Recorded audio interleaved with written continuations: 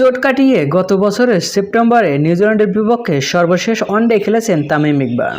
এরপর স্বপ্ন দেখিয়েছেন ভারত বিশ্বকাপ খেলার। যদিও শেষ পর্যন্ত নানা নাটকীয়তায় তামিমকে না রেখে ভারত বিশ্বকাপের দল ঘোষণা করে বাংলাদেশ। এরপর থেকে আন্তর্জাতিক ক্রিকেটের বাইরে রয়েছেন তামিম ইকবাল। এখনও অবসরের ঘোষণা দেননি তামিম। এছাড়াও সর্বশেষ ওয়ানডে বিশ্বকাপে বাংলাদেশের ব্যাটিং ব্যর্থতার দর্শকদের পক্ষ থেকে জোর দাবি উঠেছে তামিমকে ফেরানো। সব মিলিয়ে স্বাভাবিকভাবেই তাই প্রশ্ন উঠেছে আসন্ন চ্যাম্পিয়ন ট্রফির দলে তামিমকে থাকা নিয়ে জরুরি। সেই ইস্যুতে এবার কথা বলেছেন বিসিবি ক্রিকেট পরিচালনা বিভাগের প্রধান জালাল ইউনুস। আসছে বছরের ফেব্রুয়ারিতে পাকিস্তানের মাটিতে বসবে চ্যাম্পিয়ন ট্রফির আসর, যেখানে দারুণ কিছু করে দেখানোর স্বপ্ন দেখাচ্ছে বাংলাদেশ দল। সেই লক্ষ্যে সকল বিতর্ক পাশে ঠেলে তামিমকে নিয়ে চ্যাম্পিয়ন ট্রফিতে যেতে চায় বাংলাদেশ দল। তবে তামিম অবশ্যই এ বিষয়ে এখনও কোনো নিশ্চয়তা দেয়নি বিসিবিকে। এ ব্যাপারে বোর্ড সভাপতি নাজমুল হাসান পাপনের সঙ্গে সরাসরি কথা বলতে চান তিনি।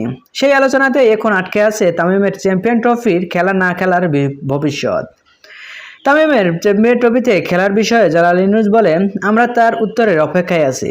আমরা আগে তাকে প্রস্তাব দিয়েছি, মাননীয় বোর্ড সভাপতির সাথে আলাপ আলোচনা করবে বলে জানিয়েছেন তামিম। তাই ওই জায়গাটা আমাদের জানাতে পারলে খুব ভালোই হয়। সো ভিউয়ার্স, আসলে কি তামিম ফিরবে? আর হ্যাঁ, খেলাধুলার সকল ভিডিও পেতে চ্যানেলটি সাবস্ক্রাইব করুন। ধন্যবাদ।